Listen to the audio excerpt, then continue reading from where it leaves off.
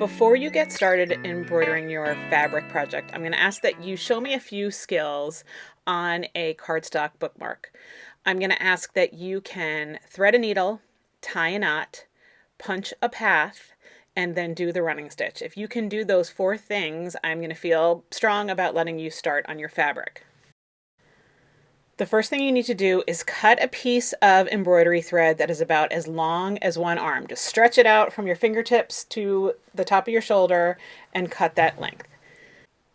Then you need to feed the embroidery floss through the eye of the needle.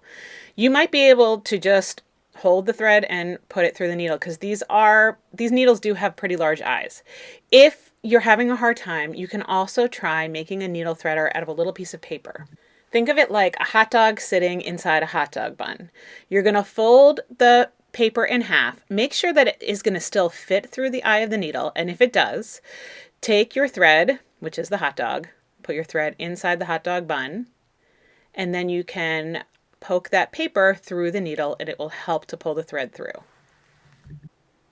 Now it's time to tie the knot. When you pull the thread through the needle, you're only going to pull it about 3 inches or so.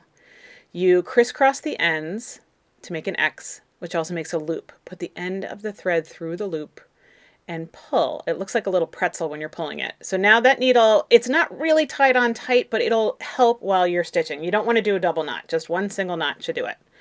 At the other end of the thread, you're going to do this again. So take the end, make an X, which also makes a loop. Take the end of the thread around the back and through the loop till you see the little pretzel, and pull it tight. That is a single knot. If you find that your knots are pulling through your fabric, you might want to do it again and try to make a double knot. So we have threaded our needle, we have tied a knot at the end. Now it's going to be time to punch a path in your cardstock bookmark. I'm just looking at the design on this one and there's already some squares marked out, so I think I'm just going to go and poke a hole in the middle of each one of those squares just to make a straight line. I am working on top of a washcloth and I have it folded in half 2 times to give myself a little padding, and that's going to make it pretty easy to poke my needle through without stabbing into the table that I'm working on.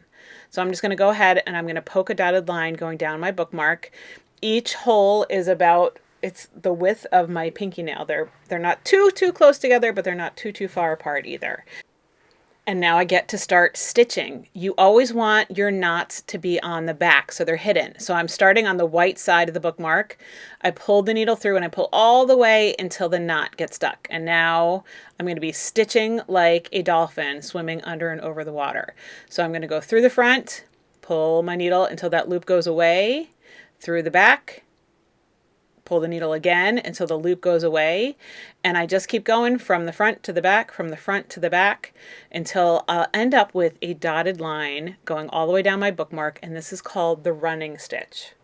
I'm going to try to keep going up and down like a dolphin, but there's something that almost everybody in here will do at least once, and that is you're on the back of your card and then by accident you jump around and you put a stitch through the front, and look how that string has now wrapped around the side of my bookmark. Now I get that that might be a cool design, but I want you to show me today that you can keep your stitches going the right way.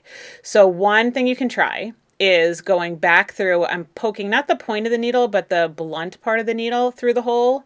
It does make my hole a little bit bigger. Worst case scenario, you might have to untie your needle, pull the string through, and just try it again. So make sure that you are keeping your stitches going up and down on the card, doing a running stitch that's going to look like a dotted line.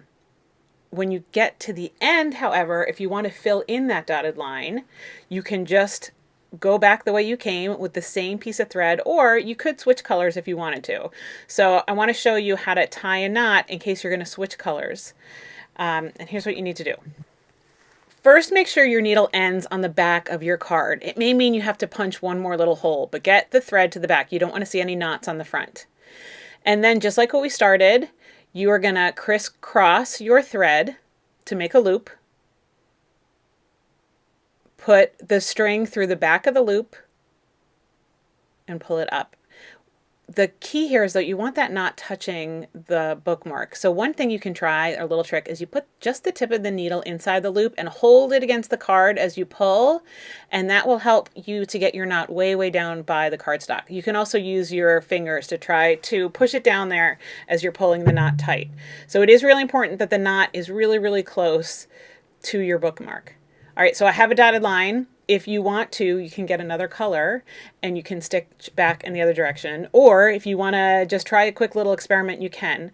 But today, I need you to show me that you can thread a needle, tie a knot, punch a path in your cardstock, and do the running stitch. If you can do those 4 things, I feel like you're going to be ready to start working on your fabric project.